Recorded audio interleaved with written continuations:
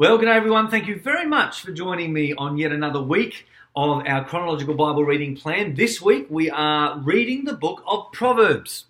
Not the whole thing, although if you want to read the whole thing, you're more than welcome to, but at least chapters 1 through to 24. And the reason we're doing that, of course, is because we are up to, in the whole big picture Bible view of things, we're up to the life and times of King Solomon. Last week we saw how Solomon asked God for wisdom, and it told us there in 1 Kings chapter 4 that as a result of that wisdom, Solomon wrote 1,000 songs, one of which was the Song of Solomon that we read last week, and he also wrote 3,000 proverbs, many of which are found in the Book of Proverbs. There you go, about halfway in our Bible. So that's where you're going to be into this week. What I want to do here on this video today is just give you a bit of a big picture view of the Book of Proverbs. I'm going to break it up into 3 sections. I see everything in threes, you know, there you go, that's just how it is. And that helps you, I guess, picture the whole thing. So have a great week. I'm sure that you're going to be a lot wiser at the end of this. All right, so the 3 main sections of the Book of Proverbs, as I see it, are these. The first is chapters 1 through to 9. And in that section, it's basically a whole bunch of speeches and a couple of poems, all right?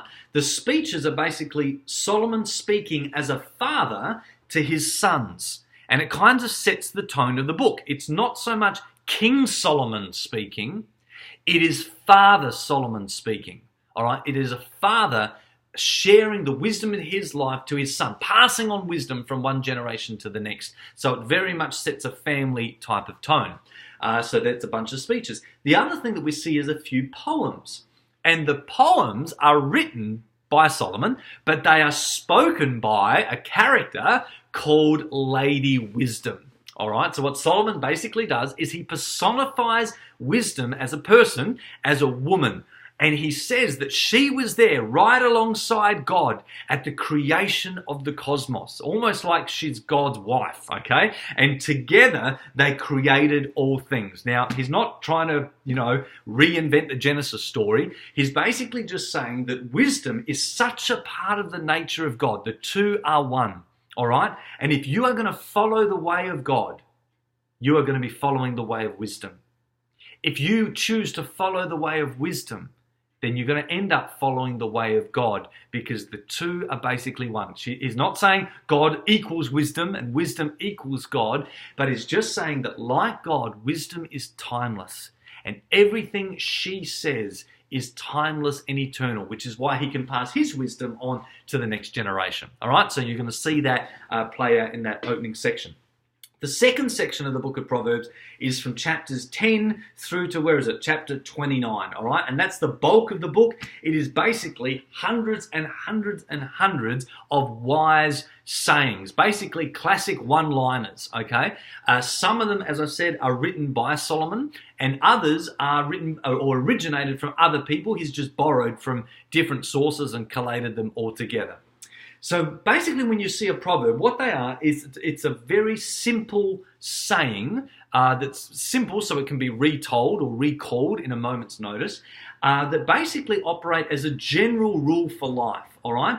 Proverbs don't necessarily answer or apply to every intricate detail of the complexity of life, but they are basically supposed to be approached as general rules. These things generally will work for you if you put them into practice to have a more successful and better outcomes in your life. So that's how you're basically meant to approach Proverbs.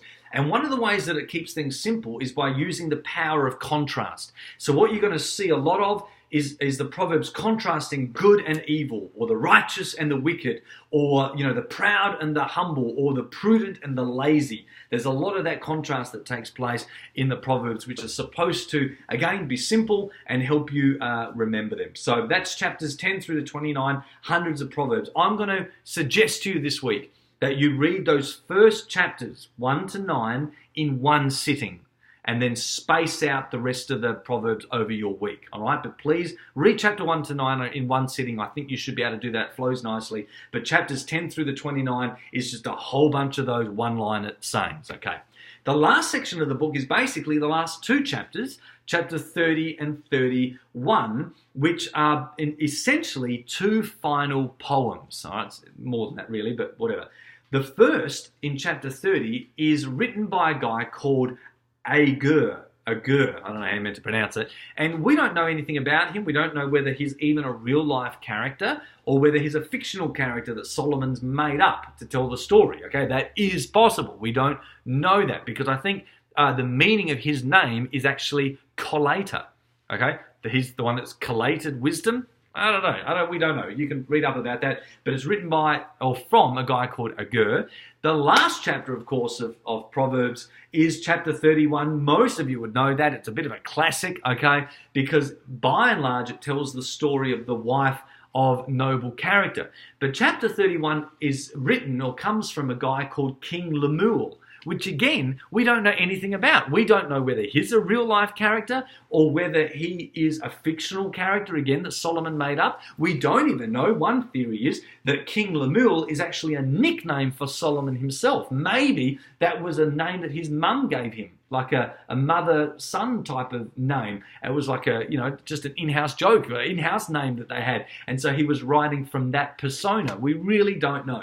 But at the end of the day, the last section of Proverbs in the big picture view are those final 2 chapters written by those 2 otherwise unknown characters, all right? So all the wise sayings of a father to his son and lady wisdom, all the Proverbs in the middle, and then finally the last 2 chapters. The point is this: God has wisdom available for you in order that you can do life well. And as every parent knows, we want our kids to do well in life. We want our kids to succeed in all areas of life, in their health, in their finances, in their relationships, in marriage, in child rearing, etc., etc. We want our kids to do well in life. How much more our Father that wants his kids to do well? Wisdom is timeless, and whether it comes, ultimately, obviously, it comes from God through Solomon, through one generation to the next. So enjoy Proverbs this week. Enjoy the wisdom of Solomon. And more than just reading it, find nuggets of truth that you can put into practice this week, okay? Remember, read, reflect, and respond as you go. Bless you guys. Look at that, 7-minute video. That's like a first. Well done. Have a great week of readings, and I'll see you next week. Bye.